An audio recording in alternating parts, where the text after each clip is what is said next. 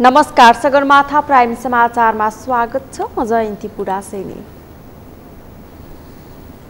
नमस्कार, म अपेक्षा ढुङ्गाना। सगरमाथा प्राइम समाचार सुरु गरौँ अहिलेसम्मका मुख्य समाचारबाट। एसपीपीमा सहभागी नहुने मन्त्री परिषदको निर्णय। सम्झौता अघि बढाउने कार्यमा संलग्नहरूको नामावली संसदमा पेश गर्न एमाले नेता राहुलको माग।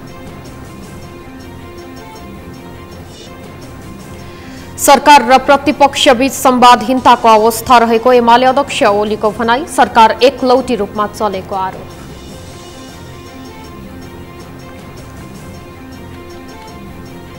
पहिरोका कारण सङ्खुवासभाको चिचिला गाउँपालिकामा 10 घर परिवार विस्थापित। जलवायु परिवर्तनका कारण ठूलो सङ्कट नजिकिएको विज्ञको चेतावनी।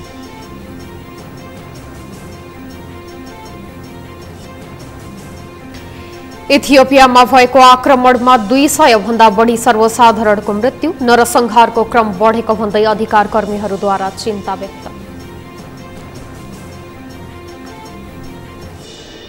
र एन्फा अध्यक्षमा पंकज विक्रम नेमवाङ विजयी। नेमवाङलाई स्पष्ट बहुमत। फुटबलका मुख्य प्रशिक्षक अल्मुताइरी नेपाल नफर्किने संकेत।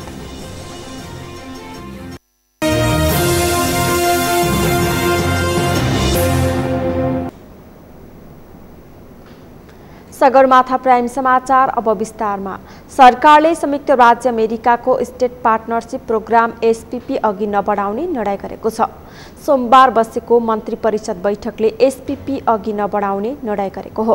आज मन्त्री परिषदको निर्णय सार्वजनिक गर्दै सरकारका प्रवक्ता एवं सञ्चार तथा सूचना प्रविधि मन्त्री ज्ञानेन्द्र बहादुर कार्कीले सबै सरकारी निकायहरूले कूटनैतिक सम्बन्धका विषयहरूमा पत्राचार गर्दा अनिवार्य रूपमा परराष्ट्र मन्त्रालय मार्फत गर्ने निर्णय भएको पनि बताउनुभयो। सरकारले नेपालको शिक्षा क्षेत्रको विकास तथा विश्व सामु नेपाललाई चिनाउन निर्णायक योगदानको कदर स्वरूप जय पृथ्वी बहादुर सिंहलाई नेपालको राष्ट्रिय विभूति घोषणा गर्ने निर्णय समेत गरेको छ। त्यस्तै नेपाल प्रशासन सेवा सामूहिकीकरण तर्फको राजपत्राङ्कित विशिष्ट श्रेणीको पदमा सहसचिव विनोद प्रकाश सिंहलाई बढुवा गर्ने निर्णय भएको छ। प्रवक्ता कार्कीले नेपाल वायु सेवा निगमका कार्यकारी अध्यक्ष युवराज अधिकारीलाई नेपाल वायु सेवा निगम ऐन 2011 को दफा 20 बमोजिम निलम्बन गरी निज उप जाँचको कार्य अघि बढाउने र कोहलपुर सुर्खेत 132 केबी प्रसारण लाइन आयोजनाका लागि राष्ट्रिय वन क्षेत्र प्रयोग गर्न दिने मन्त्री परिषदमा निर्णय भएको समेत बताउनुभयो। सबै सरकारी निकायहरूले कूटनैतिक सम्बन्धका विषयहरूमा पत्राचार गर्दा अनिवार्य रूपमा परराष्ट्र मन्त्रालय मार्फत गर्ने। नेपाल प्रशासन सेवा समूहीकरण तर्फको राजपत्राङ्कित विशिष्ट श्रेणीको पदमा सहसचिव श्री विनोद प्रकाश सिंहलाई बढुवा गर्ने। नेपालको शिक्षा क्षेत्रको विकास तथा विश्व सामु नेपाललाई चिनाउन पुर्याएको योगदानको कदर स्वरूप जय पृथ्वी बहादुर सिंहलाई नेपालको राष्ट्रिय विभूति घोषणा गर्ने। प्रवक्ता कार्कीले सरकारले राष्ट्रिय समाचार समिति राजस्वको रिक्त पदमा धर्मेन्द्र झालाई नियुक्ति गर्ने निर्णय गरेको पनि बताउनुभयो।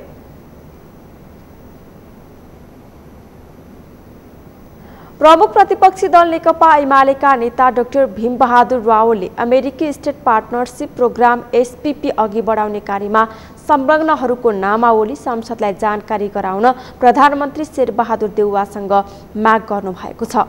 सत्ता पक्षका सांसदहरूले आफ्ना पार्टीका अध्यक्ष केपी ओलीलाई पनि सो घटनामा मुछेको उल्लेख गर्दै नेता रावलले तत्कालीन प्रधान सेनापति राजेन्द्र छत्रीलाई अमेरिकी राजदूतलाई पत्र पठाउन निर्देशन दिने, तत्कालीन प्रधानमन्त्री सुशील कोइराला सो प्रक्रियालाई अघि बढाउन निर्देशन दिने, तत्कालीन प्रधानमन्त्री पुष्पकमल दाहाल कसले राष्ट्रघात गरेका हुन् त्यसबारे संसदलाई जानकारी गराउन प्रधानमन्त्री देउवासँग माग गर्नुभएको हो।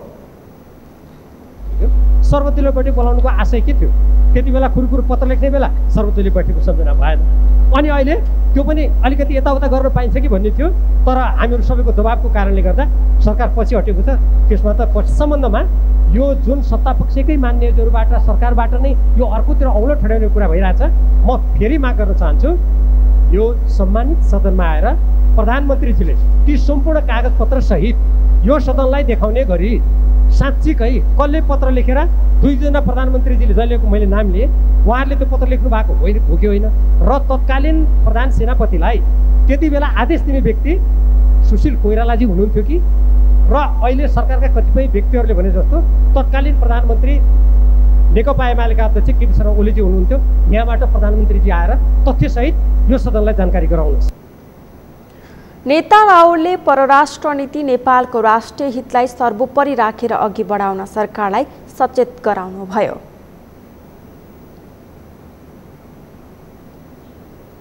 प्रमुख प्रतिपक्षी दल नेकपा एमालेका अध्यक्ष केपी शर्मा ओलीले सरकार प्रतिपक्षसँग संवादहीनताको अवस्थामा रहेको बताएका छन्। वर्तमान गठबन्धन सरकारले प्रतिपक्षसँग सबै विषयमा संवाद नगरेको उनले आरोप लगाए।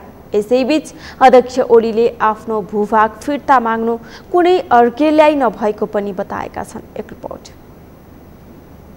नेकपा एमालेका अध्यक्ष केपी शर्मा ओलीले गठबन्धन सरकार प्रतिपक्षसँग संवादहीनताको अवस्थामा रहेको बताए। अध्यक्ष ओलीले 2046 सालको परिवर्तनपछि शेरबहादुर देउवा नेतृत्वको वर्तमान गठबन्धन सरकारले प्रतिपक्षसँग सबै विषयमा संवादहीनताको अवस्थामा पुर्याएको दावी गरे। मंगलबार पूर्व राजदूतहरूको समूहले काठमाडौँमा आयोजना गरेको नेपालको परराष्ट्र मामिला बारेको अन्तर्क्रिया कार्यक्रममा उनले प्रधानमन्त्री देउवाले विदेश भ्रमण गर्दा समेत कुनै परामर्श नगर्ने र सबै कुरा गोप्य राख्ने गरेको बताए। अध्यक्ष ओलीले प्रतिपक्षका विरुद्ध जाने खालका डेमोक्रेसीमा हुँदै नहुने गतिविधिहरूमा पनि सरकार संलग्न भइरहेको भन्दै असन्तुष्टि व्यक्त गरे। राष्ट्र र राष्ट्रियता तथा लोकतन्त्रको सवालमा कम्तीमा पनि दलहरूबीच राष्ट्रिय सहमतिका साथ अघि बढ्नुपर्ने अवस्थामा सरकारले त्यसो नगरी एकलौटी रूपमा आफू चलेको उनले आरोप लगाए। यो सरकार बनेपछि सिम्पली भन्ने हो भने संवाद छैन। 46 सालपछि यस्तो संवादहीनता कुनै पनि विषयमा प्रतिपक्ष त कन्स्टिट्युसनल प्रतिपक्ष हो भने प्रतिपक्षसँग पनि परामर्श पनि नगर्ने र सबै कुरा गोप्य राखिने र प्रतिपक्षका विरुद्ध जाने खालका कुराहरू त्यस्तो डेमोक्रेसीमा हुँदैन। त्यो संवादहीनताको स्थिति अरू धेरै अहिले म धेरै कुराहरूमा नछौँ। त्यसकारण तपाईँहरूले जुन उठाउनु भएको छ पहिले यसको सहमति खालि हामीले शब्दको हिसाबमा मात्रै होइन अथवा हामीले सतहमा मात्रै होइन कि यसको रुट कज कहाँनिर हो, सहमति किन बनिरहेको छैन, किन संवाद भइरहेको छैन। सोही कार्यक्रममा अध्यक्ष ओलीले लिपुलेक, लिम्पियाधुरा र कालापानी सुगौली सन्धिपछि नेपालले भोगचलन गर्दै आएको भूभाग भएको उल्लेख गर्दै त्यो चाहियो भन्नु अर्केल्याई नभएको बताए। उनले छिमेकी सम्बन्धलाई सुदृढ बनाउनकै लागि आफूले भौगोलिक अखण्डताको सवालमा प्रधानमन्त्री हुँदा भारतसँग उच्च स्तरीय वार्ता गरेको र राजनीतिक खचपच नभएको भए हालसम्म लिपुलेक, लिम्पियाधुरा र कालापानी नेपालको भूभाग भइसक्ने दावी गरे। अध्यक्ष ओलीले राष्ट्रिय हितको पक्षमा खुलस्त भएर कुराकानी गर्दा मात्रै दुई देशबीचको सम्बन्ध अझ सुदृढ हुने कुरा आफूले उच्च स्तरीय वार्ताको क्रममा पटक पटक राखेको पनि स्मरण गरे। हामीले सोभरेन इक्वालिटीको कुरा गरेका छौँ। यो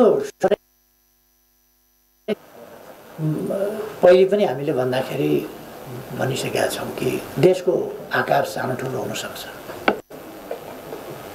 भूगोल सानो ठुलो हुन सक्छ, जनसङ्ख्यामा देश सानो ठुलो हुन सक्छ, विकासको स्तरमा अघि वा पछि हुन सक्छ, तर सार्वभौम सत्ताको हिसाबले चाहिँ सानो ठुलो हुँदैन भनेर मैले रिपिटेडली जोड पनि दिएको हुँ र यो एकदमै यथार्थ हो। राष्ट्रहरूको सन्दर्भमा, राष्ट्रहरूले व्यवहार गर्ने सन्दर्भमा न्यायोचित कुरा यही हो। अध्यक्ष ओलीले प्रधानमन्त्री अन्तर्राष्ट्रिय मञ्चहरूमा जाँदा तथा अन्य देशको भ्रमणमा जाँदा विगतमा प्रतिपक्षसँग विज्ञहरूसँग छलफल हुने गरेको उल्लेख गर्दै वर्तमान सरकारले भने त्यसो गर्न नचाहेको टिप्पणी गरे। तर सरकारले प्रतिपक्षसँग कुनै परामर्श नगरेकोमा आफ्नो कुनै गुनासो भने नरहेको उनले बताए। प्रतिनिधि सभाको शून्य समयमा बोल्दै सांसदहरूले विभिन्न विषयमा सरकारको ध्यानाकर्षण गराएका छन्। सांसदहरूले मौसमी प्रकोप, पूर्व तयारी, काठमाडौँको ढल निकास, किसानका समस्या लगायतका विषयमा सरकारको ध्यानाकर्षण गराएका हुन्। एक रिपोर्ट। प्रतिनिधि सभा सदस्य विमला नेपालीले यस वर्ष बाढी पहिरोबाट हुने क्षतितर्फ सरकारले बेलैमा ध्यान दिनुपर्ने बताएकी छन्। मंगलबार प्रतिनिधि सभा सदस्यको शून्य समयमा बोल्दै सांसद नेपालीले यस वर्ष वर्षाका कारण ठूलो धनजनको नोक्सानी हुन सक्ने भन्दै सरकारले बेलैमा ध्यान दिनुपर्ने बताइन्। उनले पृथ्वी राजमार्गको मलेको मुगलिन सडक खण्डमा पहिरोका कारण यात्रुले कष्ट भोगेको प्रति सरकारको ध्यानाकर्षण गराइन्। विगत वर्षहरूमा वर्षा बाढी पहिरोका कारणले देशभरि ठूलो जनधनको क्षति बेहोर्नु परेको घटना हामीले बिर्सिन सकेका छैनौँ। सभामुख महोदय, यस वर्ष पनि अत्यधिक वर्षाका कारणबाट ठूलो जनधनको नोक्सान हुने अवस्था देखिएको छ। यस विषयमा सरकारले बेलैमा ध्यान दिन नसक्ने हो भने यस वर्ष पनि अकल्पनीय पीडा भोग्नुपर्ने हुन्छ। सभामुख महोदय, केही दिन अघि परेको भीषण वर्षाका कारण पृथ्वी राजमार्गको मलेको मुगलिङ सडक खण्डको ठाउँमा गएको पहिरोको कारण यात्रुहरूले ठूलो कष्ट भोग्नु परेको अवस्था छ। प्रतिनिधि सभा सदस्य ब्रिजेश कुमार गुप्ताले ट्राफिक प्रहरीले सवारी साधन चेक गरेर हैरान पारेको बताए। उनले गाडी आयात नगर्न र लाइसेन्स तुरुन्त दिन माग गरे। कि अहिले ट्राफिक प्रहरीको काम के हो? मात्रै गाडी चेक गर्ने हो? बिहानदेखि साँझसम्म जनतालाई परेशान गर्ने एउटा शुल्कको नाउँमा एउटा परेशान भइरहेको छ। जबकि हामी सबैलाई थाहा छ कि मोटरसाइकलहरू या गाडीहरू हामी जब भित्राउँछौँ मान्छे चलाउँछ।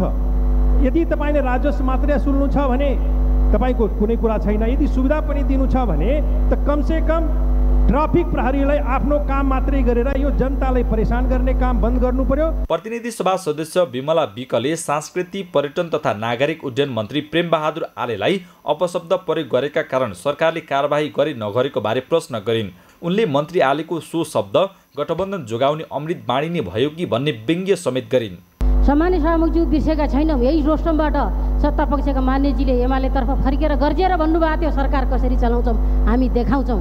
बिर्सेका छैनौँ। हामीले हेऱ्यौँ केही दिन अगाडि सरकारको संस्कृति सिकाउने, पर्यटन भित्राउने मन्त्रीले आफ्नो विभागीय अधिकारीलाई आफ्नो कार्यकक्षमा बोलाएर गरेको दुर्व्यवहार, अश्लील गाली छाडा शब्दहरू जो हामी साथीभाइ परिवारको अगाडि बसेर सुन्न पनि सक्दैनौँ। त्यस्तो अश्लील हरकत गर्ने मन्त्रीज्यूलाई सरकारले कारबाही गर्यो कि के गर्यो? प्रतिनिधि सभा सदस्य भीमसेन दास प्रधानले राजधानी काठमाडौँलाई जलमग्न हुनबाट बचाउन राजधानी काठमाडौँका प्राकृतिक खहरे खोला, राजकिलो, टुकुचा, धोबी खोलालाई नापनक्सा गरी पूर्ववत अवस्थामा ल्याइनु पर्ने बताए। त्यसैगरी काठमाडौँका डाँडामा भइरहेको अतिक्रमण पनि रोक्नुपर्ने उनले बताए। प्रत्येक वर्ष राजधानीका सहरहरू वर्षाको कारणले जलमग्न भएको जनताले शासन गर्नु परेको छ। बारम्बार पर्यटन क्षेत्र ठाउँमा जलमग्न भएको छ। तसर्थ नेपाल सरकारका सम्बन्धित निकाय र स्थानीय सरकारको संयुक्त पहलमा यहाँका प्राकृतिक खहरे खोला, राजकुलो, घट्टी खोला, सामाकोशी, टुक्चा, धोबी खोलामा जुन नाप नक्सा गरी पूर्व अवस्थामा ल्याउन सरकारलाई मेरो अनुरोध छ। खोला माथि ढलान गरी संरचना बनाउने काम रोक्नु पर्यो। पानीको प्राकृतिक बहावलाई रोक्न खोज्दाखेरि राजधानी अस्तव्यस्त भएको छ। प्रतिनिधि सभा सदस्य भैरव बहादुर सिंहले जय पृथ्वी राजमार्ग अघिल्लो वर्षदेखि नै अवरुद्ध भएको भन्दै सो राजमार्ग सुचारू गर्न माग गरे। बझाङ जिल्लामा भीषण बाढीले धेरै जनधनको क्षति भएको थियो। त्यो मध्ये एउटा जय पृथ्वी राजमार्ग पनि ठुलो क्षति भएको छ र जो 4 किलोमिटर बाटोमा सेती नदी नै बगिराखेको आजका दिनसम्म सेती नदी नै बगेको छ। बझाङ जिल्ला पूर्ण रूपमा सडक सञ्जालबाट वञ्चित भएको छ। त्यसैले त्यो जय पृथ्वी राजमार्गलाई सञ्चालन गर्नको लागि के कस्तो उपाय गर्नुपर्छ म सभाको मार्फत भौतिक योजना मन्त्रीलाई त्यो बाटो सुचारू गरिदिनु पर्यो। प्रतिनिधि सभा सदस्य महेन्द्र कुमारी लिम्बुले सरकारसँग इन्धनको मूल्य घटाउन र बजारको अनुगमन गर्न माग गरे। नेपाली जनताको दैनिक जनजीवनमा मूल्य वृद्धि नराम्रो असर परेको छ। पेट्रोल, डिजल, मट्टीतेल तथा खाना पकाउने ग्यास, आकाशीय र मूल्यको कारणले सबै वस्तुहरू बजार भाउ बढेर गएको तथा विपन्न परिवारलाई बाँच्नै कठिन भएको छ। प्रतिनिधि सभा सदस्य रामेश्वर राय यादवले नागरिकता विधेयक अविलम्ब संसदमा प्रस्तुत गरी समस्या समाधान गर्न अनुरोध गरे। जरो गरेको नागरिकता विधेयक अविलम्ब सदनमा प्रस्तुत गरी सदा सर्वदाको लागि समस्या समाधान गरियोस्। नागरिकता भन्ने बित्तिकै यो मधेसको समस्या हो भन्ने बुझाइबाट माथि उठेर यो राष्ट्रिय समस्या हो भनेर सर्वसम्मत ढङ्गले समाधान खोजियोस्। अहिले किसानको लागि सर्वाधिक आवश्यकता भन्ने रासायनिक मल हो सभामुख महोदय। उनले नागरिकताको समस्यालाई मधेसको मात्रै समस्या नठानी राष्ट्रिय समस्याको रूपमा लिएर समस्याको समाधान खोज्नुपर्ने बताए। जब खेतीपातीको समय हुन्छ तब किसानले मल बिउ पाउँदैनन्। चाडबाडको बेला सुपथ मूल्य पसलको पहुँच सबै ठाउँमा पुग्दैन। नयाँ शैक्षिक सत्र सुरु हुँदै जाँदा विद्यार्थीले पुस्तक पाउँदैनन्। यो वा त्यो बहानामा हाम्रो देशमा यस खाले अभावहरू सिर्जना भइरहन्छन्। तर छिटोभन्दा छिटो समाधानका लागि काम गर्नुको सट्टा कथा र व्यथाहरूको बेली विस्तार लगाउँदा लगाउँदै समय घर्किसक्छ। एक रिपोर्ट। मंगलबार प्रतिनिधि सभा अन्तर्गतको शिक्षा तथा स्वास्थ्य समितिको बैठकमा शिक्षा मन्त्री देवेन्द्र पौडेलले बजारमा कागज अभाव र स्थानीय निर्वाचनका कारण समयमा विद्यालयहरूमा पाठ्यपुस्तक पुर्याउन नसकिएको बताएका हुन्। उनले बजारमा करिब 15 दिन कागज अभाव भएको, स्थानीय निर्वाचनमा जनक शिक्षाका कर्मचारी खटाउनु परेको र त्यही समयमा स्थानीय निर्वाचनको मतपत्र छपाई गर्नु परेकाले पुस्तक छपाईमा ढिला भएको जिकिर गरे। मन्त्री पौडेलले सरकारले पुस्तक व्यवसायहरू र सरकारी डाटा समेत हेरेर पुस्तक वितरण गरिरहेको बताए। उनले विद्यालयमा शिक्षक अभावको विषयलाई सम्बोधन गर्न 5000 नयाँ दरबन्दी थप्ने तयारी गरे पनि अर्थ मन्त्रालयबाट स्वीकृत नभएको बताए। मन्त्री पौडेलले शिक्षक सेवा आयोगलाई सक्रिय बनाएर दरबन्दी व्यवस्थापनको काम तीव्र रूपमा भइरहेको बताए।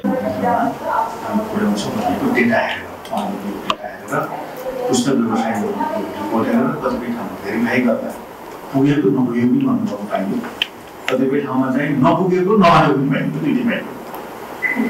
तर अब यो विषय अलिकति चाहिँ केही दिन ढिलो हुनुमा 15 दिन कागज 12 दिन 15 दिन कागज लागु भन्ने सोच हो।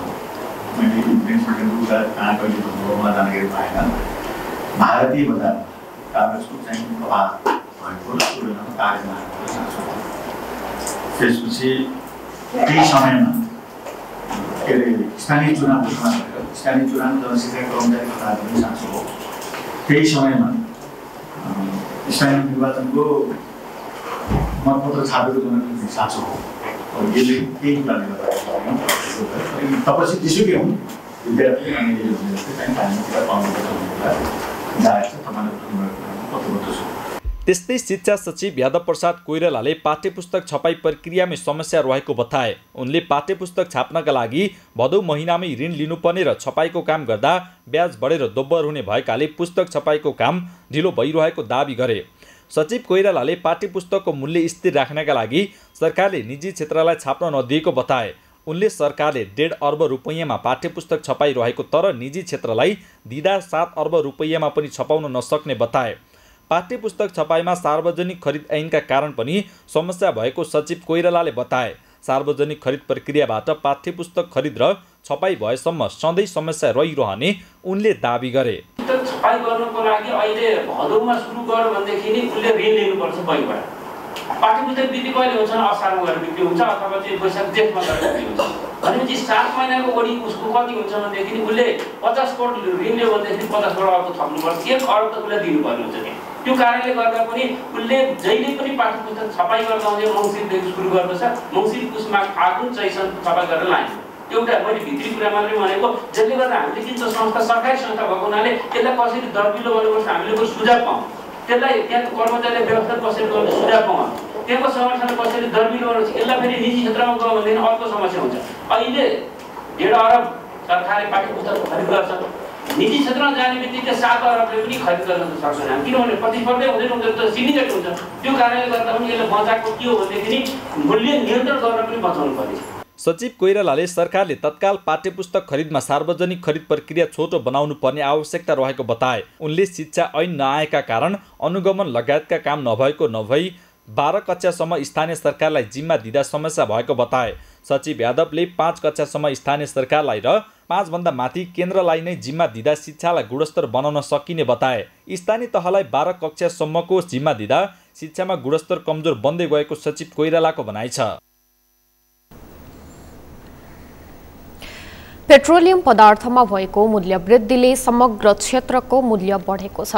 पेट्रोलियम पदार्थको मूल्य बढेसँगै दैनिक उपभोग्य सामग्री, खाद्यान्न, तरकारी, दुग्धजन्य पदार्थ, लुगाफाटा, औषधि समेतको मूल्य बढेको छ, जसले सर्वसाधारणको भान्सा महँगिएको छ।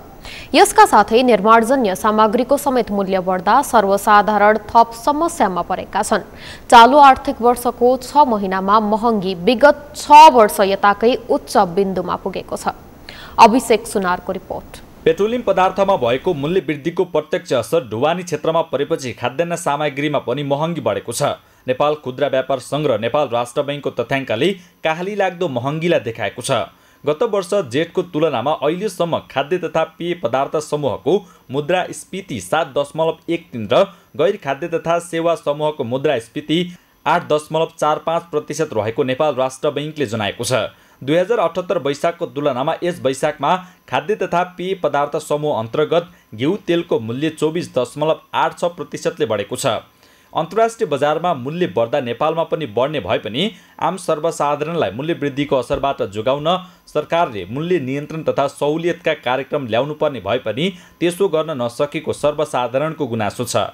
यो चाहिँ सरकारको पूर्ण असफलता नै हो भन्छु म, हैन। जस्तै दैनिक जनजीवनसँग जोडिएका विभिन्न कुराहरूको पनि मूल्य वृद्धि नियन्त्रण गर्न नसक्नु र विलासिता सामानहरूलाई चाहिँ सरकारले चाहिँ ध्यान दिएर चाहिँ हैन आम जनजीवनमा प्रभावित पार्ने कुराहरूलाई चाहिँ सरकारले मतलब नगर्नु र उत्पादनसँग जोडिनको लागि चाहिँ सरकारले विशेष कार्यक्रम नल्याउनु नै यो महँगी वृद्धिको चाहिँ एउटा कारण हो जस्तो लाग्छ। आयातित वस्तुमा मूल्य नियन्त्रण गर्न सहज नभए पनि स्वदेशी उत्पादनलाई प्राथमिकता दिनुपर्ने तथा स्वदेशी उद्योगहरूलाई आवश्यक सहुलियत दिएर सञ्चालन गर्ने र सरकारी सेवा सुविधा कटौती गर्न सकिने अधिकार कर्मीहरूको भनाइ छ। अन्तर्राष्ट्रिय बजारमा भएको मूल्य वृद्धिलाई बहाना बनाएर सरकार पन्चिन नमिल्ने उनीहरूको तर्क छ। राष्ट्रिय बजारमा मूल्य वृद्धि भएको छ भनेर राज्य चुप्ला बस्न मिल्दैन। राज्यको दायित्व भनेको आफ्ना नागरिकहरूलाई, आफ्ना जनतालाई सुपथ मूल्य र सहुलियत दरमा कसरी वस्तु र सेवा आपूर्ति गर्ने भन्ने विषयमा जुन हिसाब जिम्मेवार बन्नु पर्ने थियो, अर्थ मन्त्रालय विशेष गरी गैर जिम्मेवार देखिएको छ। अर्थ मन्त्रालयको कारणले गर्दाखेरि बजारको वास्तविक अवस्था अध्ययन नगर्ने, विभिन्न वस्तुहरूमा मार्जिनका व्यवस्था गर्ने, राष्ट्र बैंकका 7% मार्जिनका कुराहरू गर्ने, अचुवाका भरमा केही वस्तुहरूको आयातलाई विस्थापित गर्ने, आयातमा बन्देज गराउने, त्यसै गर्दा कालाबजारीलाई पस्ते दिने, कालाबजारीलाई चाहिँ सहजीकरण गर्ने, बजारका सूचनाहरू चुहाट गर्ने काम जसरी मन्त्रालयबाट भइरहेको छ। त्यसकारणले यी अन्तर्निकाय र मन्त्रालयको गैर जिम्मेवारपूर्ण कार्य र राज्यको निर्लज्जापनले गर्दाखेरि तमाम नागरिकहरू उपभोक्ताहरू राज्यविहीनताको अवस्था, सरकार नभएको अवस्थाको अनुभूति गर्नुपरेको अवस्था छ। देशमा करिब 90% सामग्री अन्तर्राष्ट्रिय बजारबाट आयात हुँदा अन्तर्राष्ट्रिय बजारमा सामान महँगिँदा नेपालमा पनि मूल्य वृद्धि भएको हो। यसरी आयातित सामानहरूको मूल्य नियन्त्रण गर्न कठिन हुने भए पनि करको दर घटाउने लगायतका काम गरेर सरकारले सर्वसाधारणलाई सहुलियत दिन सक्ने भए पनि अहिले त्यसो भएको पाइँदैन। त्यसमाथि अन्तर्राष्ट्रिय बजारमा मूल्य बढेको बहानामा व्यवसायहरूले कालोबजारी गरिरहेको सर्वसाधारणको गुनासो छ। तर बजार अनुगमन गर्दै आएको वाणिज्य आपूर्ति तथा उपभोक्ता संरक्षण विभागले भने नियमित बजार अनुगमन गरिरहेको जनाउँदै त्यस्तो कैफियत देखिएका फर्महरूलाई कारबाही गरिएको जनाएको छ। अहिले देखिएको मूल्य वृद्धि अन्तर्राष्ट्रिय बजारको प्रभाव मात्र भएको विभागको भनाइ छ। हाम्रो देशमा अहिले करिब 89-90% सामानहरू हामीले विदेशबाट ल्याउँछौँ, हैन। विदेशमा नै अहिले तपाईँको चाहिँ विभिन्न कारणहरूले चाहिँ वस्तु तथा सेवाको मूल्य चाहिँ बढेर आएको अवस्था छ र विदेशबाट आएको चिज पनि 5 देखि 7 चरणमा कारोबार भएर तपाईँ हामी जस्तो उपभोक्ताको हातमा चाहिँ त्यो कुरो आइपुग्छ, हैन। अर्को कुरो के छ भने विगत 1 वर्षको तथ्याङ्क हेर्ने हो भने पेट्रोलियम पदार्थको मूल्य वृद्धि एकदमै अत्याधिक मात्रामा भएको अवस्था छ। त्यसले चाहिँ तपाईँहरूको ढुवानीमा चाहिँ मूल्य वृद्धि गराएर तपाईँको आन्तरिक र चाहिँ हाम्रो बाह्य दुवै प्रकारका भनौँ न आयात गरिएको सामान होस् चाहे हाम्रो आन्तरिक उत्पादनको सामान होस् सबैको चाहिँ मूल्य वृद्धि गराएको छ। यस्ता धेरै कारणहरू छन्, जस्तो आयात निरुत्साहन एउटा कारण छ, हैन। डलर महँगिएको एउटा कारण छ, युक्रेन र चाहिँ रसियाको लडाइँको अर्को कारण छ। जुन देशले 90% सामान बाहिरबाट लिएर आउँछ त्यो देशले चाहिँ यी विभिन्न 5-6वटा कारणहरूले गर्दाखेरि नेपालमा आउने सामानहरू महँगो भएको अवस्था छ। चालू आर्थिक वर्षको 10 महिनामा मुद्रास्फीति काठमाडौँ उपत्यकामा 7.39%, तराईमा 8.15% र पहाडमा 7.89% छ। त्यस्तै हिमाल क्षेत्रमा मुद्रास्फीति 8.21% पुगेको छ। गत आर्थिक वर्षको समीक्षा अवधिमा यस्तो मुद्रास्फीति क्रमशः 3.62, 3.51, 4.14 र 1.33% रहेको राष्ट्र बैंकको तथ्याङ्क छ। सगरमाथा टेलिभिजनका लागि क्यामेरामा कमल श्रेष्ठको साथ अभिषेक सुनार, काठमाडौँ। पेट्रोलियम पदार्थमा भएको मूल्य वृद्धिले समग्र क्षेत्रको मूल्य बढेको छ। पेट्रोलियम पदार्थको मूल्य बढेसँगै औषधि लगायत दैनिक उपभोग्य सामग्रीको मूल्य बढेको छ, जसका कारण सर्वसाधारणको भान्सा महँगिएको छ। सर्वसाधारणले थेग्नै नसक्ने गरी मूल्य वृद्धि हुँदा आम सर्वसाधारणहरू विरोधमा उत्रिएका छन्। यसै सन्दर्भमा आजको सगरमाथा जनबोलीमा हामीले सर्वसाधारणलाई सोधेका थियौं, मूल्य वृद्धि नियन्त्रण गर्न नसक्नुलाई के भन्नुहुन्छ? हेरौं उनीहरूको भनाई उनीहरूकै शैलीमा।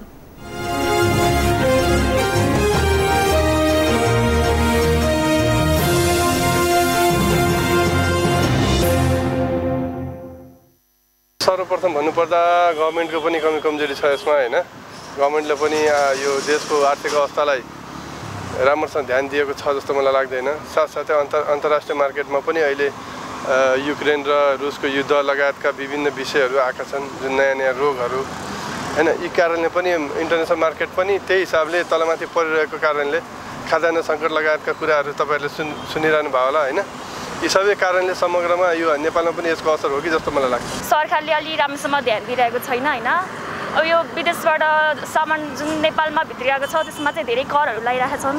यो चाहिँ यो युक्रेन र रसियाको एउटा चाहिँ वारले गर्दा नि बढेको होइन। सरकार अब जनताको अभिभावक भनेको सरकार हो। सरकारकै कारणले यो हुनसक्छ, किन भन्दा अन्तर्राष्ट्रिय बजारलाई हेरेर अब महँगी बढेको होला। त्यसमा चाहिँ सरकारले कन्ट्रोल गरेर जानु पर्यो। बाहिरबाट आउने चिजमा ट्याक्समा कमी गर्नु पर्यो, सरकारले दायित्व निर्वाह गर्नु पर्यो। त्यही एउटा कुरा महँगी नियन्त्रण गर्न नसक्नुमा पेट्रोलियम पदार्थको महँगी नियन्त्रण हुनलाई अलिकति असर त अन्तर्राष्ट्रिय बजारले पनि गरेको होला। तर पनि नेपालबाट सरकारी स्तरबाट लगाउने करहरूमा छुट गरियो भने पेट्रोलियम पदार्थको मूल्य नियन्त्रण गर्न सकिन्थ्यो। यो महँगी नियन्त्रण हुन नसक्नुको मुख्य कारण चाहिँ अब हाम्रो चाहिँ आम्दानी कम भयो होइन। खर्च चाहिँ धेरै रूपमा चाहिँ खर्चहरू भइरहेछ, जस्तै इलेक्सनको कुरा भयो, त्यसै गरी अरू सेवा सुविधाहरू नेताहरूको सेवा सुविधाको लागि त्यसको लागि चाहिँ धेरै खर्च भइरहेछ। र यसको चाहिँ कसरी कन्ट्रोल गर्न चाहिँ कसरी चाहिँ निर्मूल गर्न सकिन्छ भन्दाखेरि चाहिँ अब हाम्रो देशमा चाहिँ अरू देशमा जस्तो स्टार्टअप कल्चरहरू छैन होइन। यो चाहिँ सरकारको पूर्ण असफलता नै हो भन्छु म होइन। जस्तै दैनिक जनजीवनसँग जोडिएका विभिन्न कुराहरूको पनि मूल्य वृद्धि नियन्त्रण गर्न नसक्नु र विलासिता सामानहरूलाई चाहिँ सरकारले चाहिँ ध्यान दिएर चाहिँ होइन आम जनजीवनमा प्रभावित पार्ने कुराहरूलाई चाहिँ सरकारले मतलब नगर्नु र उत्पादनसँग जोडिनको लागि चाहिँ सरकारले विशेष कार्यक्रम नल्याउनु नै यो महँगी वृद्धिको चाहिँ एउटा कारण हो जस्तो लाग्छ।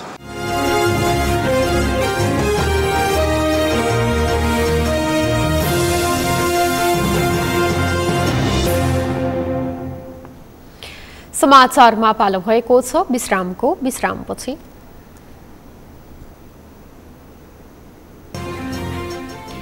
पहिरोका कारण सङ्खुवा सभाको चिचिला गाउँपालिकामा 10 घर परिवार विस्थापित। जलवायु परिवर्तनका कारण ठूलो सङ्कट नजिकिएको विज्ञको चेतावनी। वायु सेवा सञ्चालक संघद्वारा विमानस्थल सेवा शुल्क वृद्धिको विरोध। बुधबारबाट लागू हुने गरी सबै उडान सेवा रोक्ने घोषणा।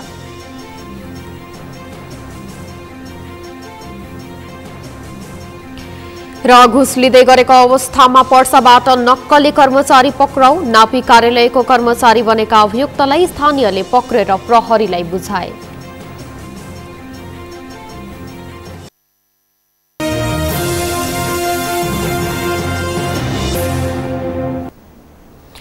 विश्रामपछि सगरमाथा प्राइम समाचारमा पुनः स्वागत छ। अब बाँकी समाचार। सङ्खुवा सभाको चिचिला गाउँपालिकामा पहिरोका कारण 10 घर परिवार विस्थापित भएका छन्। लगातारको वर्षासँगै चिचिलाका विभिन्न स्थानमा गएको पहिरोबाट 10 परिवार विस्थापित भएका हुन्। चिचिला गाउँपालिका वडा नम्बर 1 मा 6 र 3 मा 4 परिवार विस्थापित भएको गाउँपालिकाका अध्यक्ष पासाङ नुर शेर्पाले बताउनुभयो।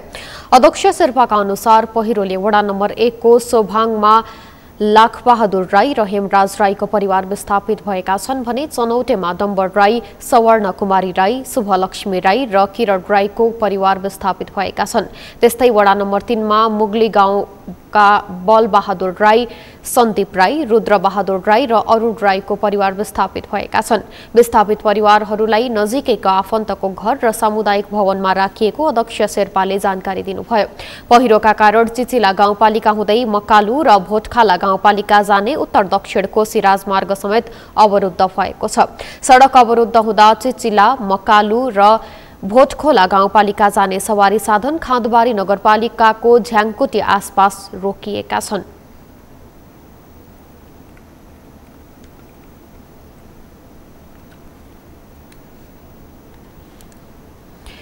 वायु सेवा सञ्चालक संघ नेपालले बुधबारबाट लागू हुने गरी सँगसँग आबद्ध हेलिकप्टर तथा हवाई सेवा कम्पनीहरूले प्रदान गर्दै आएका उडान सेवा बन्द गर्ने भएको छ।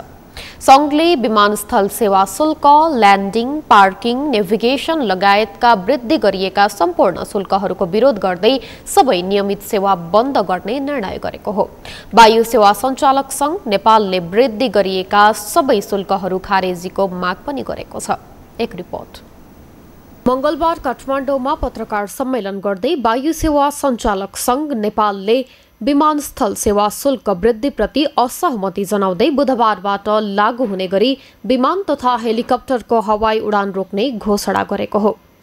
वायु सेवा सञ्चालक संघ नेपालले विमानस्थल सेवा शुल्क नियमावली 2078 मा यात्रु सेवा शुल्क, ल्यान्डिङ, पार्किङ, नेभिगेसन लगायतका सम्पूर्ण शुल्क वृद्धि फिर्ताको माग गरेको छ। नेपाल नागरिक उड्डयन प्राधिकरणद्वारा सिर्जित समस्या र संस्कृति, पर्यटन तथा नागरिक उड्डयन प्राधिकरणले पनि संघले गरेका गुनासोप्रति उदासीन भएको भन्दै नियमित उडान सेवा बन्द गर्ने जनाएको छ। यसअघि नेपाल नागरिक उड्डयन प्राधिकरणले असार 5 गते हवाई जहाज सञ्चालक कम्पनीले तोकिएको आधार अपरेटिङ बेस विमानस्थलमा रात्रि बिसान गरी पहिला उडान सोही विमानस्थलबाट गर्ने र हेलिकप्टर कम्पनीले पनि तोकिएको आधार विमानस्थलमा विश्वान गरी पहिलो पटक उडान सोही विमानस्थलबाट गर्ने निर्णयप्रति आपत्ति जनाएको संघका प्रवक्ता योगेन्द्र कडेलले बताए। उनले यो निर्णय सम्बन्धित हवाई सेवा कम्पनीहरूसँग छलफल नगरी भविष्यमा आउने समस्याप्रति व्यवस्था गरी लागू गरिएको बताए। प्रवक्ता कडेलले प्राधिकरणको यस निर्णयका कारण वायु सेवा कम्पनीबाट प्रदान गरिने सेवामा समस्या हुने र निजी क्षेत्रबाट गरिएको ठूलो लगानी डुब्ने बताए। संघले त्रिभुवन अन्तर्राष्ट्रिय विमानस्थलमा हेलिकप्टर सञ्चालनका लागि दीर्घकालीन हेलिप्याड मर्मत सम्हारका लागि ह्याङ्गर लगायतका भौतिक पूर्वाधारहरूका लागि स्थान उपलब्ध गराउनु पर्ने माग गरेको छ। नेपाल नागरिक उड्डयन प्राधिकरणले मिति 2079-3-5 गते प्रेस विज्ञप्ति मार्फत हवाईजहाज सञ्चालक कम्पनीले मिति 2079-3-13 गतेदेखि तोकिएको आधार अपरेटिङ बेस विमानस्थलमा रात्रि बिसान गरी पहिलो उडान सोही विमानस्थलबाट गर्ने र हेलिकप्टर कम्पनीले पनि मिति 2079-3-7 गते भनेको आजैको दिनदेखि तोकिएको आधार विमानस्थलमा रात्रि बिसान गरी पहिलो उडान सोही विमानस्थलबाट गर्ने गरी गरेको निर्णयप्रति यस सङ्घको गम्भीर ध्यानाकर्षण भएको छ।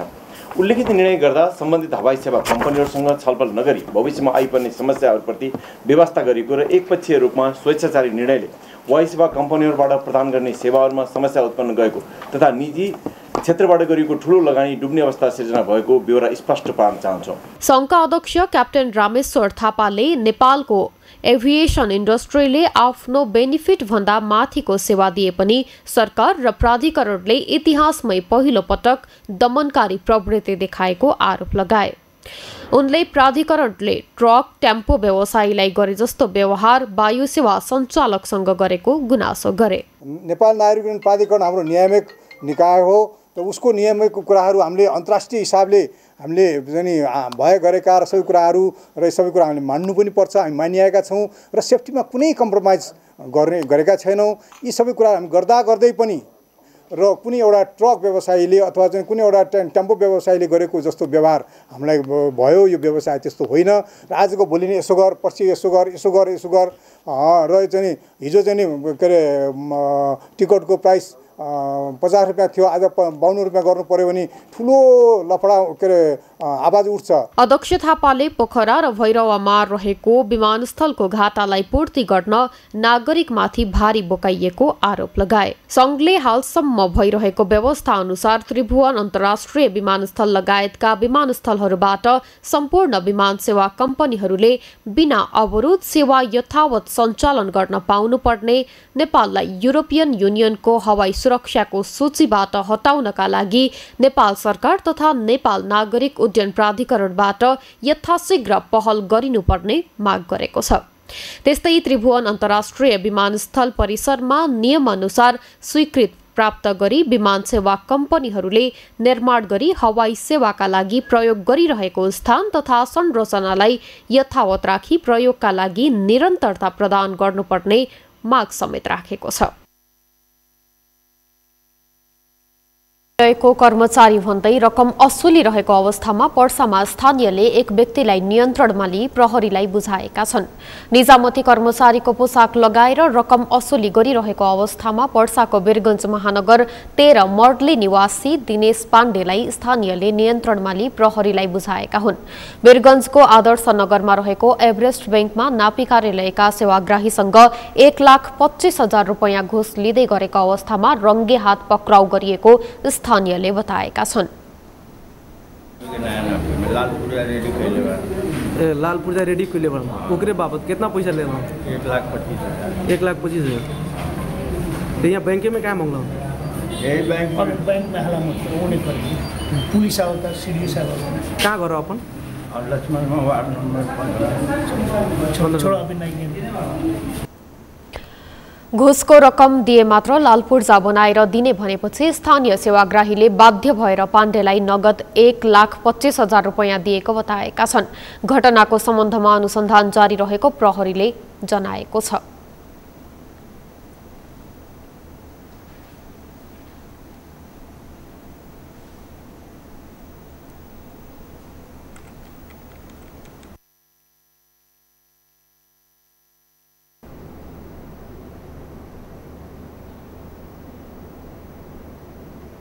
जून महीनाको 21 तारिक अर्थात् असार 7 गते आज देशभर विविध कार्यक्रम गरी 8औं अन्तर्राष्ट्रिय योग दिवस मनाइएको छ। संयुक्त राष्ट्र संघले सन् 2015 देखि जून 21लाई अन्तर्राष्ट्रिय योग दिवसका रूपमा मनाउन सुरु गरेको हो। योगको नियमित अभ्यासबाट स्वास्थ्य राम्रो, कार्यक्षमतामा वृद्धि, चिन्तामुक्त, मानसिक शान्ति, रोग प्रतिरोधी क्षमता बढ्ने, शरीर, मन र आत्मा बीचको समन्वय, सकारात्मक सोचको विकास, अनावश्यक विचारबाट मुक्ति, ऊर्जा प्राप्ति, आत्मज्ञान प्राप्ति लगायत सकारात्मक गुणको विकास हुने विश्वास छ। अमृत ढकालको रिपोर्ट। अर्थात् असार 7 गते मंगलबार देशभर विविध कार्यक्रम गरी 8औं अन्तर्राष्ट्रिय योग दिवस मनाइएको छ। विगतका वर्षमा कोरोना महामारीका कारण सार्वजनिक रूपमा योग दिवस मनाउन नपाएका सर्वसाधारणले यस वर्ष भने खुलेर योग दिवस मनाएका छन्। प्रधानमन्त्री शेरबहादुर देउवाले बिहानै काठमाडौँ स्थित भारतीय राजदूतावासमा आयोजित कार्यक्रमलाई सम्बोधन गर्दै योग स्वास्थ्यका लागि फाइदा भएको भन्दै सबैलाई नियमित योग गर्न सुझाव दिए। लैनचौरबाट फर्किए लगतै प्रधानमन्त्री देउवाले योग दिवसका अवसरमा सैनिक हेडक्वार्टरमा आयोजित कार्यक्रमलाई सम्बोधन गरेका थिए। सैनिक मुख्यालय जंगी अड्डामा प्रधानमन्त्रीसँगै संस्कृति, पर्यटन तथा नागरिक उड्डयन मन्त्री प्रेम बहादुर आले र कृषि मन्त्री महेन्द्र यादव पनि कार्यक्रममा सहभागी भएका थिए।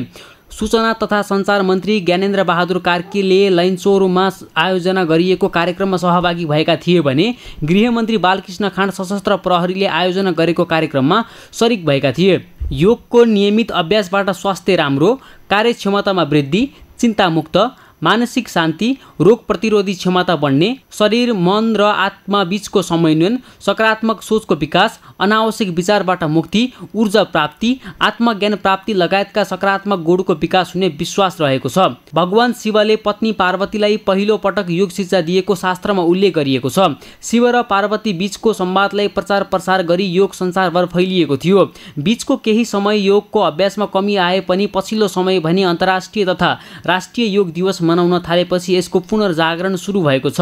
नेपालमा विक्रमसम्म 2036 सालदेखि योग दिवस मनाउन सुरु गरिएको भए पनि संयुक्त राष्ट्र सङ्घले भने सन् 2015 देखि जुन 21 लाई अन्तर्राष्ट्रिय योग दिवसका रूपमा मनाउन सुरु गरेको हो। भारतीय प्रधानमन्त्री नरेन्द्र मोदीले संयुक्त राष्ट्र सङ्घको 69औं महासभामा योग सबैको लागि सधैँको लागि आवश्यक भएकाले अन्तर्राष्ट्रिय योग दिवसको घोषणा गर्न प्रस्ताव गरेका थिए। उक्त प्रस्तावमा नेपालका तत्कालीन प्रधानमन्त्री सुशील कोइरालाले पहिलो समर्थन गरेसँगै युरोपियन युनियन लगायत संयुक्त राष्ट्र सङ्घका स्थायी सदस्य राष्ट्रले समर्थन गरेका थिए। सङ्घले घोषणा गरेका दिवस मध्ये 19 दिनमा 177 देशले समर्थन गर्ने कीर्तिमान योग दिवसले कायम गरेको छ। सगरमाथा टेलिभिजनका लागि अमृत ढकाल, काठमाडौँ। प्रधानमन्त्री शेरबहादुर देउवाले योग वैदिक सभ्यतासँग प्रतिष्ठित सम्बन्ध भएको यसले नेपाल भारत बीचको सम्बन्धलाई थप प्रभावकारी बनाउन मद्दत गर्ने बताएका छन्। प्रधानमन्त्री देउवाले दैनिक योग गर्नाले व्यक्तिको स्वास्थ्यको अवस्था सुदृढ हुने बताए। सूचना तथा सञ्चार मन्त्री ज्ञानेन्द्र बहादुर कार्कीले योगलाई दैनिक रूपमा प्रयोग गर्दा स्वास्थ्यका लागि धेरै फाइदा हुने बताएका छन्। अमृत ढकालको रिपोर्ट। प्रधानमन्त्री शेरबहादुर देउवाले योग वैदिक सभ्यतासँग प्रतिष्ठित सम्बन्ध भएकाले यसले नेपाल भारत बीचको सम्बन्धलाई थप प्रभावकारी बनाउने बताएका छन्। मंगलबार अन्तर्राष्ट्रिय योग दिवसका अवसरमा काठमाडौँ स्थित भारतीय राजदूतावासमा आयोजित कार्यक्रमलाई सम्बोधन गर्दै प्रधानमन्त्री देउवाले यस्तो बताएका हुन्।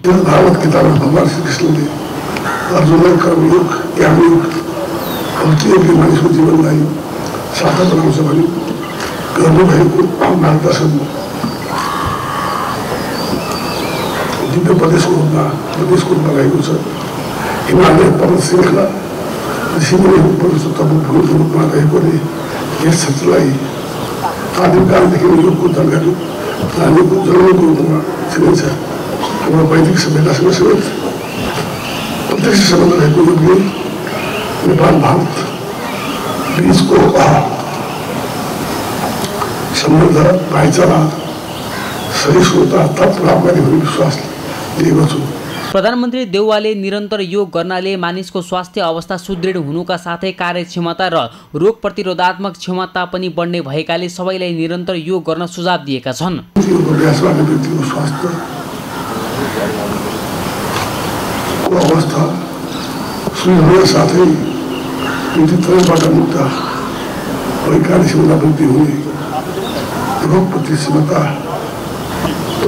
क्षमता बढ्ने, प्रतिरोधात्मक क्षमता बढ्ने, व्यक्तिमा सकारात्मक सोचको विकास हुने, अनुशासन, आन्तरिक ऊर्जा प्राप्त हुने, आत्मज्ञान प्राप्ति तथा आत्मप्रेरणा हासिल गरी काममा प्रभावकारिता आउने लगायतका सकारात्मक गुणको विकास हुन्छ। सूचना तथा सञ्चार मन्त्री ज्ञानेन्द्र बहादुर कार्कीले योग पूर्वीय दर्शनको महत्त्वपूर्ण सन्देश भएको बताएका छन्। मन्त्री कार्कीले योगको पौराणिक र शास्त्रीय महत्त्व मात्र नभएर आधुनिकताको हिसाबले पनि योगको उत्तिकै महत्त्व भएको बताएका छन्। उनले योगलाई दैनिक जीवनको अभिन्न अङ्गको रूपमा विकास गर्न आवश्यक रहेको बताएका छन्। हालको जीवनशैलीका कारण निम्त्याउने अनेकौं रोगहरू जस्तो मधुमेह, मुटु रोग र अन्य शारीरिक समस्यालाई प्रतिरोध गर्ने शक्ति प्रदान गर्दछ। मनलाई शान्त बनाउनुपर्छ, सकारात्मक सोचको विकास गर्नुपर्छ भन्ने हामीलाई प्रेरणा प्रदान गर्दछ। श्वास प्रश्वासको नियमितताबाट अनेकौं रोगबाट बाँच्नका निमित्त हामीलाई यसले अभिप्रेरित गर्दछ। त्यसैले योगलाई एक दिनको दिवसको रूपमा नलिई आफ्नो दैनिक जीवनको अभिन्न अङ्गको रूपमा विकास गरी अभ्यास गर्नु सबैको लागि श्रेयकर हुन्छ भन्ने मलाई लाग्छ। अन्तर्राष्ट्रिय योग दिवस हरेक वर्ष जुन 21 तारिकमा मनाउने गरिन्छ। संयुक्त राष्ट्र सङ्घको महासभाले सन् 2014 मा गरेको निर्णय अनुसार सन् 2015 जुन 21 देखि अन्तर्राष्ट्रिय योग दिवस मनाउने गरिन्छ। दिवसका अवसरमा नेपाल स्थित भारतीय राजदूतावासले विशेष कार्यक्रम गरेको थियो। सगरमाथा टेलिभिजनका लागि क्यामेरामा कमल श्रेष्ठका साथमा अमृत ढकाल, काठमाडौँ। सगरमाथा प्राइम समाचारमा एकैछिन विश्रामपछि। इथियोपियामा भएको आक्रमणमा 200 भन्दा बढी सर्वसाधारणको मृत्यु, नरसंहारको क्रम बढेको भन्दै अधिकार कर्मीहरूद्वारा चिन्ता व्यक्त।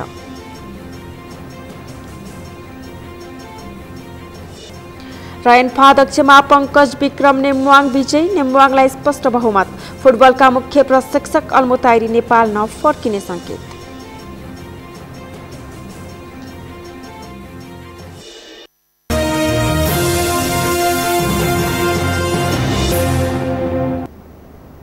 अब पालो अर्थ समाचारको।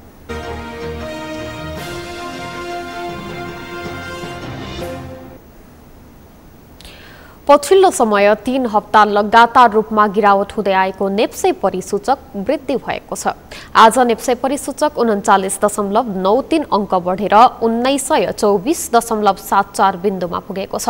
त्यसैगरी सेन्सेटिभ इन्डेक्स 8.9 अङ्क बढेको छ भने फ्लोट इन्डेक्स 2.68 अङ्क र सेन्सेटिभ फ्लोट इन्डेक्स 2.92 अङ्कले बढेको छ। आज कारोबारमा आएका 231 कम्पनीको 37,65,000 किता शेयर 1,25,25,37,57,000 रुपैयाँ बराबरको खरिद बिक्री भएको छ। नेप्से परिसूचक वृद्धि भए पनि आज कारोबार रकम भने अघिल्लो दिनको तुलनामा केही घटेको छ। अघिल्लो दिन 1,75 करोडको शेयर कारोबार भएको थियो। आज नेप्सेका 13वटै उपसमूहको परिसूचक बढेको छ, जसमध्ये विकास बैंक उपसमूहको परिसूचक सर्वाधिक 3.89% बढेको छ। त्यस्तै वित्त उपसमूहको परिसूचक 3% भन्दा बढी बढेको छ भने होटल तथा पर्यटन, जलविद्युत, लगानी, जीवन बीमा, लघुवित्त र व्यापार उपसमूहको परिसूचक 2% भन्दा बढी बढेको छ।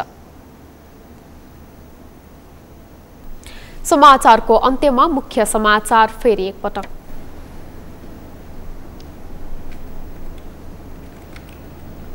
एसपीपीमा सहभागी नहुने मन्त्री परिषदको निर्णय, सम्झौता अघि बढाउने कार्यमा संलग्नहरूको नामावली संसदमा पेश गर्न एमाले नेता राहुलको माग।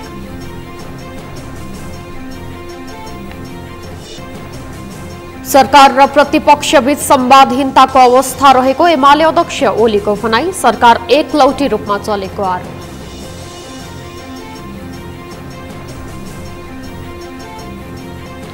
पहिरोका कारण सङ्खुवासभाको चिचिला गाउँपालिकामा 10 घर परिवार विस्थापित। जलवायु परिवर्तनका कारण ठूलो सङ्कट नजिकिएको विज्ञको चेतावनी।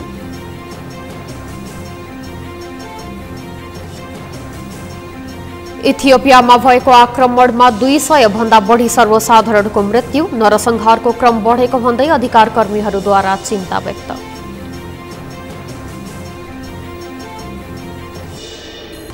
र एन्फा अध्यक्षमा पङ्कज विक्रम नेम्बुवाङ विजयी, नेम्बुवाङलाई स्पष्ट बहुमत। फुटबलका मुख्य प्रशिक्षक अल्मुताइरी नेपाल नफर्किने संकेत।